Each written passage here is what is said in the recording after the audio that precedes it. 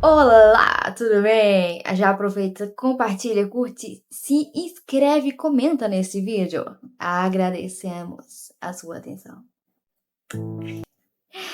Vamos lá ao que interessa. Gente, primeiramente, para deixar bem claro, tudo que vai ser falado aqui não tem nenhum compromisso ou intenção de denegrir a imagem de ninguém, de afetar nenhuma instituição ou qualquer coisa paralela ou parecida com isso.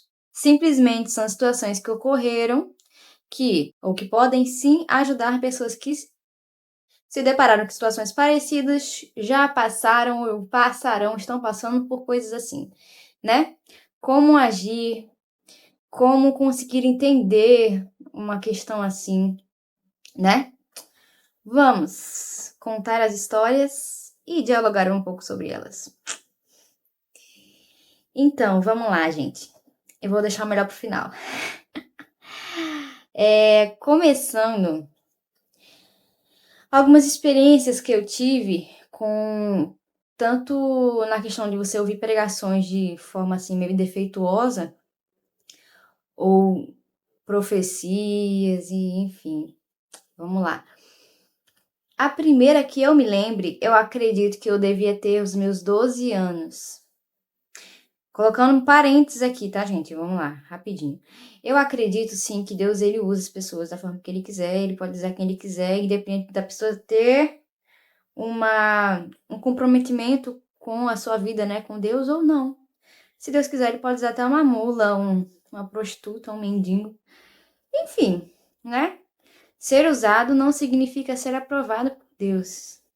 E é isso que você precisa ter em mente para julgar todas as situações. Às vezes, sim, pode ser espírito de engano, ou simplesmente uma pessoa que está com problema na saúde psicológica. Isso abre várias portas para a gente conversar sobre isso, analisar, né? E tomar cuidado com os terrenos onde a gente pisa e do que a gente permite entrar nos nossos ouvidos. Então vamos lá. Quando que eu tinha os meus 12 anos de idade, mais ou menos por aí, 12, 10, eu fazia parte de uma igreja. Eu não vou citar nomes aqui de nenhuma instituição ou de pessoas. Simplesmente zero. Zero pessoas citadas. Mas enfim, eu tinha uns 12 anos e nessa época eu estava numa igreja que ela era mais assim, no quesito tradicional. Não podia usar muita coisa. E eu nunca me dei muito bem com essa forma de pensar, sabe? Desde criança eu lia a Bíblia, eu lia por conta própria. Meus pais não me obrigavam, não tinha nada assim, é porque realmente eu gostava mesmo de pegar a Bíblia e ler e entender aquilo e tentar viver o máximo que eu conseguia, colocar em prática. E o que acontece? Eu achava muito estranho algumas coisas, tipo, o homem não poder usar barba, a mulher não pode usar brinco, não pode dançar, não sei o quê. Quando que você tem versículos que respaldam essas coisas? Então era um conflito muito grande na minha cabeça, né? Então, assim, eu estava errada no começo. Quer dizer, eu estava errada na época em algumas coisas, porque eu pegava e pintava a minha unha bem clarinho, tipo um rosa, bem clarinho, uma base que dava um brilho. Mas na época isso já era muito escândalo, né? Mas assim, eu tava numa igreja, assim, obrigado pelos meus pais. No quesito que, tipo, eu amava, assim, estar na casa de Deus e tal, não sei o quê, mas aquela doutrina não me cabia. Mas eu era criança e não podia decidir a minha vida por mim mesma. Então, entendeu? Aí o que eu fazia? Chegou um momento que eu comecei vou pintar minha unha aqui bem clarinha, não sei o quê, e isso já dava conflitos dentro da igreja. Eu ia pra escola de calça comprida, e também não podia. Por quê? A igreja não permitia. A igreja não permitia. E assim, cara, era bem complicado. Até hoje eu me sinto mais confortável com calça comprida do que de saia, né? Pra sentar e tudo, enfim, brincar. Na época eu era criança, né? Então, tudo isso as pessoas já julgavam assim e tal. E eu lembro que uma vez eu fui num culto já de pré-adolescentes, e quando que eu cheguei lá, a irmã que foi pregar, gente, falando sério, eu era uma menina que tentava ser, tipo, o mais pura possível em todos os sentidos. Então, olha só o que aconteceu.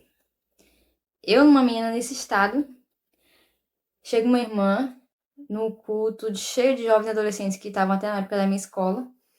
E ela pega o microfone e diz: Ah, você não sei o que, tem espírito de Isabel, apontando pra mim, fazendo uns tardalhaços dentro da igreja, todo mundo assim. E eu sou uma pessoa melancólica, galera, que às vezes eu não sou nem culpada, mas se você olha pra mim um pouco mais assim, né? Eu choro, eu fico ressentida, tipo, mas por dentro eu tô, que nem um Pedro da vida. E eu lá, tipo, fiquei tão escandalizada tipo, chocada com aquilo que tava acontecendo, eu não conseguia me defender, que eu só sabia chorar. Minha reação foi choro. E que aparentemente dava respaldo porque ela falava, né? Ela dizia que eu tava com o espírito de Isabel, não sei o que. Galera, eu tinha 12 anos, era uma menina. Vivia assim, comprometida com Deus, com aquilo que eu acreditava que me fazia chegar mais perto dele, entendeu? Em todos os sentidos, eu me resguardava, eu era, nossa, uma menina exemplar. Aquela mulher fez aquilo.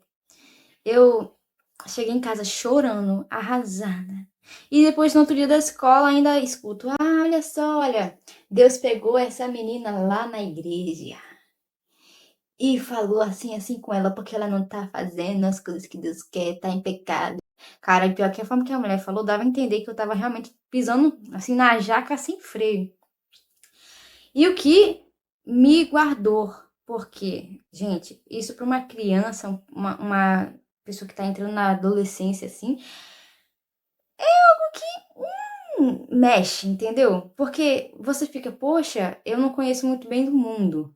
Aí vem alguém que se diz falar em nome de Deus e fala um negócio desse que não é verdade, pra mim, me envergonha na frente de um monte de gente de uma forma tão devassa assim. É o que realmente pode, se você não tem maturidade, pode mexer com as estruturas da sua fé e até com o seu relacionamento com Deus. Mas o que acontece? Eu, graças a Deus, tinha o meu momento à parte com Deus, de buscar, de ler a Bíblia, de orar, entendeu? Sem depender dos meus pais, da igreja, de nada, de ninguém. Então isso me resguardou e me deu força para também discernir as coisas. Porque senão estaria igual muitos jovens aí que passaram por coisas parecidas e já põe o pé para fora da igreja, porque é muito hipocrisia, gente. Infelizmente é verdade, entendeu? E esse foi um dos episódios. Logo mais à frente, cara, eu faço uma viagem com a minha família, vou para outro estado, o estado da minha família, assim, parte de mãe. E quando que eu chego lá, fazer um culto na casa de uma das minhas tias e era cheio de uma de oração do coque. Aí, aquela coisa, né, que Deus usa tal, não sei o que, aí uma irmã, que aparentemente era do manto, começou a falar, assim, aleatório para várias pessoas da família que estavam presentes nesse culto, e de repente ela se dirige a mim. Aí ela pega e começa a falar a mesma coisa, tipo, bem parecido com a primeira vez que aconteceu, da outra irmã. Como se eu tivesse espírito de Isabel e não sei o que e tal. Como se eu tivesse em pecado, gente. Eu tinha 14 anos nessa época. Eu fiquei chocada mais uma vez, porque foi dentro da minha família dessa vez. E eu, Jesus, que isso? Aí eu fiquei dessa vez séria, mais braba, tipo assim, né? Olhando pra ela fixamente. E eu sabia de coisas de membros da minha família que estavam naquele culto, naquela época, naquele momento lá, de coisa assim, podre. E aquela mulher fazendo aquilo, eu pensei, ela tá falando um negócio desse de mim e daquele fulaninho ali que tá fazendo coisa, meu Deus, absurda, porque ela se diz de Deus, né? Que sabe de tudo e não sei o quê. Porque ela não vai e fala que ele tá fazendo aquilo, entendeu? Aí eu tinha 14 anos e aquilo me deu uma revolta, pra falar a verdade. Aí ela, e detalhe, gente, ela não parou ali. Ela falou não sei o quê, como se eu fosse a pior pecadora do mundo. Uma menina de 14 anos que continuava com a mesma fé e forma de andar, né? Como aquela menina lá atrás dos 12 anos, temente a Deus em tudo.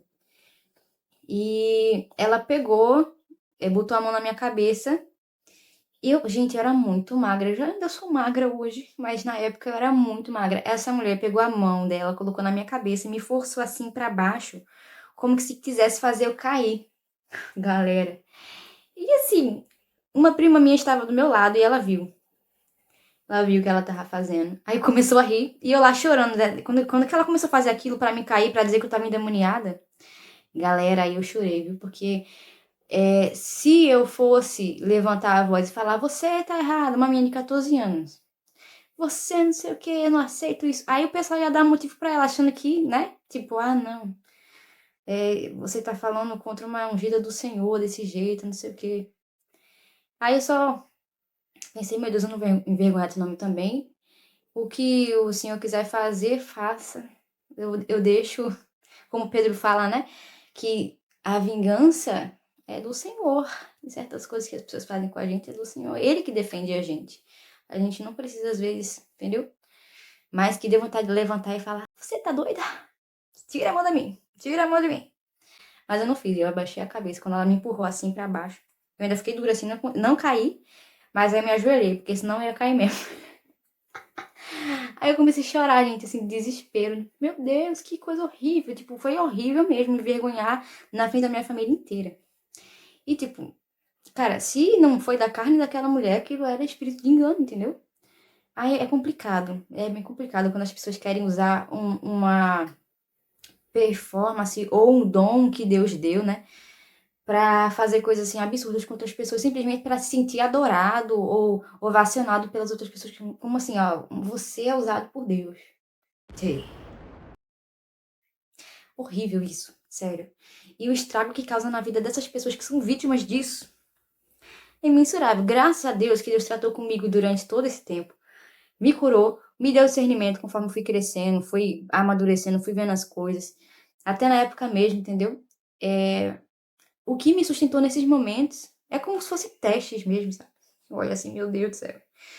Foi a minha intimidade com Deus no meu secreto, porque se depender dessas coisas de, tipo, tanto o que realmente é de Deus que pessoas vêm sendo usadas pra falar pra gente, quanto essas coisas assim, que são uma babaquice que o pessoal faz, de ficar fazendo um circo de mentiras com pessoas que acabam sendo marionetes na mão dessas pessoas, né, que se dizem usadas por Deus e não são.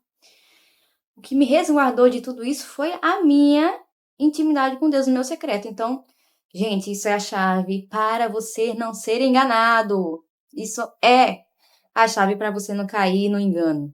Entendeu? Até porque nos últimos dias que a gente tá vivendo, a coisa tá feia. Muito feia. Então, se lá naquela época era uma coisa assim, hoje em dia a gente vê pipocar em todo canto e cada vez pior situações desse jeito. Então, eu acho esse vídeo bem necessário. Eu vou deixar esse vídeo só com esses 3 relatos, que agora vou falar o último, que é o que está na capa do vídeo, que se trata de uma pregação, né. Então, esse já foi algo mais lá pra frente, né. Eu estava numa igreja e o pastor era rapaz, assim, de verdade, um dom de mestre que ele tem, de, assim, manusear a palavra e tal, mas eu não sei o que aconteceu com este homem nesse dia. E ele pegou aquela passagem de que Balaão, né, tem a mula dele, aí vem um anjo, e o anjo fala pela boca da mula e não sei o quê. E ele deu a entender que no meio daquela conversa que é narrada nessa parte da Bíblia, que a mula fala, né, porque que Balaão vai dar uma cajadada nela, porque ela não queria andar, mas era o anjo que estava parando ela. Aí, quando que ele faz isso com a mula pega e fala, e diz. Eu tô seguindo vocês anos todos. Aí diz, né, ela fala que você monta em mim, não sei o quê, tipo, mas não montar ali, a questão de, tipo, você montar um cavalo, montar uma mula normal. Gente,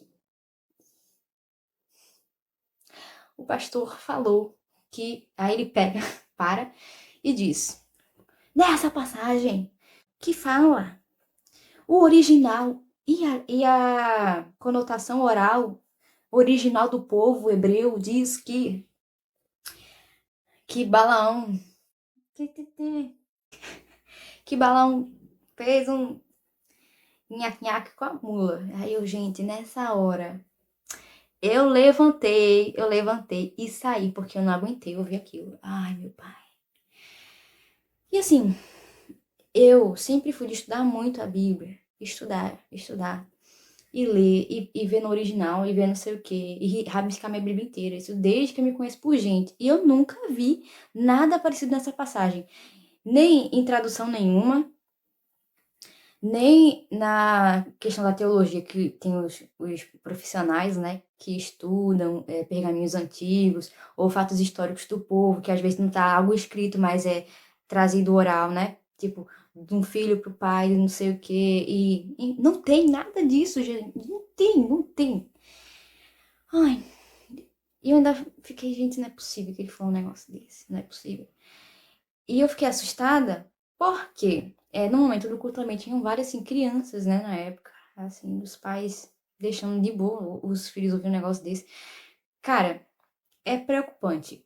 Pode ser sim espírito de engano, a pessoa está dando lugar em algum momento.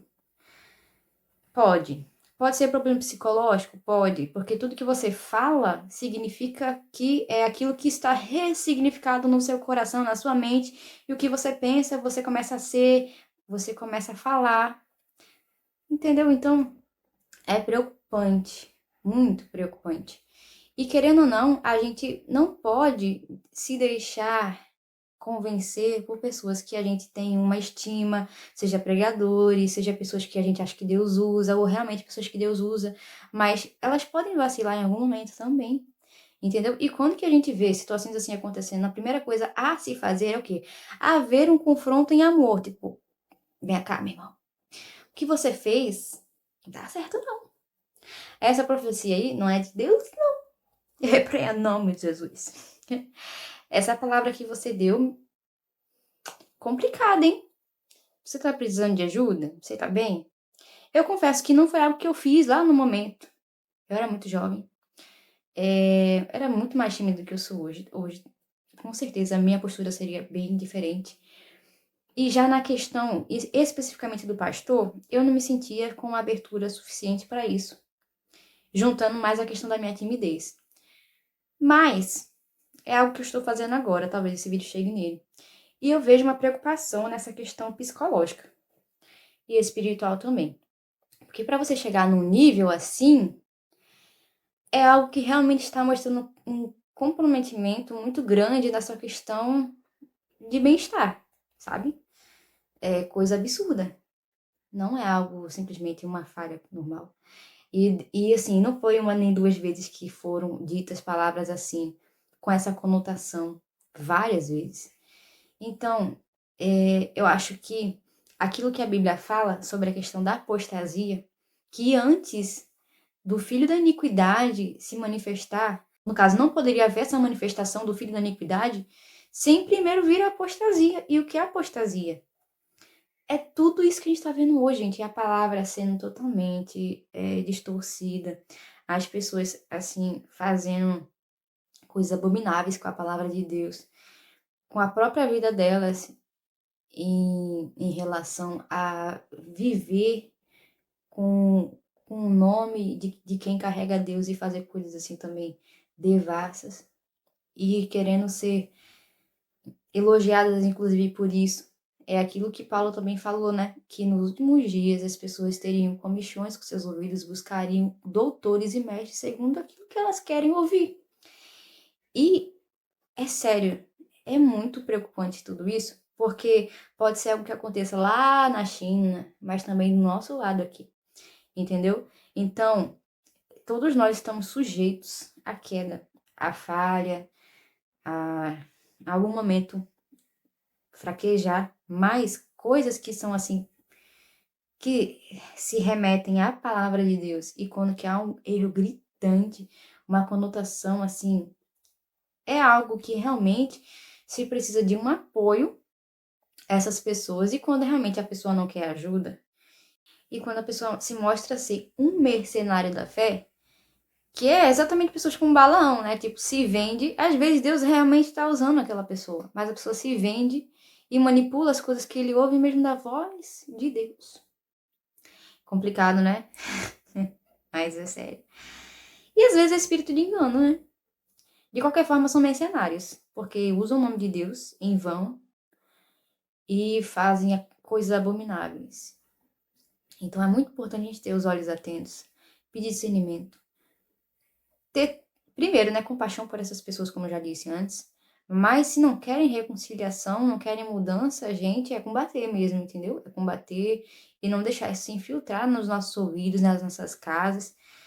Toda palavra é uma semente, ela germina. O que que ela vai reproduzir? Entendeu? Qual fruto que eu vou colher depois disso? Entendeu, gente? É bem assim, complexo, é algo que se deve ter um cuidado. E eu tô usando todas essas coisas que eu acabei de falar como um exemplo. Por quê? São coisas que acontecem muito, mas muito fácil. E mais comum do que a gente imagina. E você não deve ser deixado para se levar por qualquer vento de doutrina, por qualquer manifestação, por qualquer palavra de profecia. Você primeiro tem que pesar as coisas, ter discernimento a Deus, entendeu?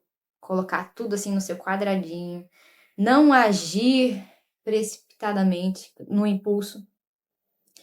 Fecha a porta do teu quarto, se ajoelha, fala com teu Deus no secreto, que aquilo que se perpetua fora, se for realmente dele, vai totalmente se encaixar com aquilo que você já tem ouvido, entendeu?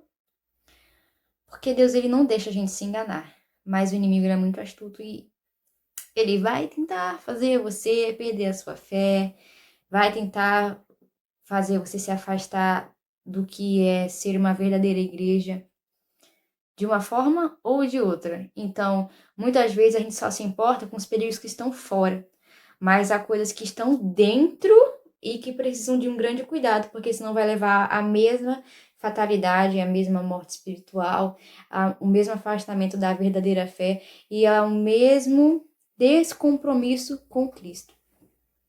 E é isso, gente. Mais uma vez, deixando bem claro que esse vídeo não é para, de forma alguma, comprometer ninguém, deixar ninguém constrangido. Eu não citei nomes, não citei nenhum nome também de placa de igreja, de nada. Realmente são coisas que eu vi, que eu passei, e que eu sei que são sérias. Eu sei que muitas pessoas passam também, ou se não vão passar. E o que eu quero dizer para você, meu irmão, é que tenha fé. Tenha a sua busca diária com Deus. Tenha a sua intimidade à parte, independente daquilo que você tem a buscar também na igreja com seus irmãos, porque ali é um lugar onde você vai se restabelecer com seus irmãos para agregar aquilo que você já carrega, entende? Mas a sua busca com Deus é individual e vai depender muito, muito mesmo o seu futuro e as suas tomadas de decisões a partir daquilo que você vive no seu secreto. É isso. É isso. E fiquem com Deus, fiquem na paz.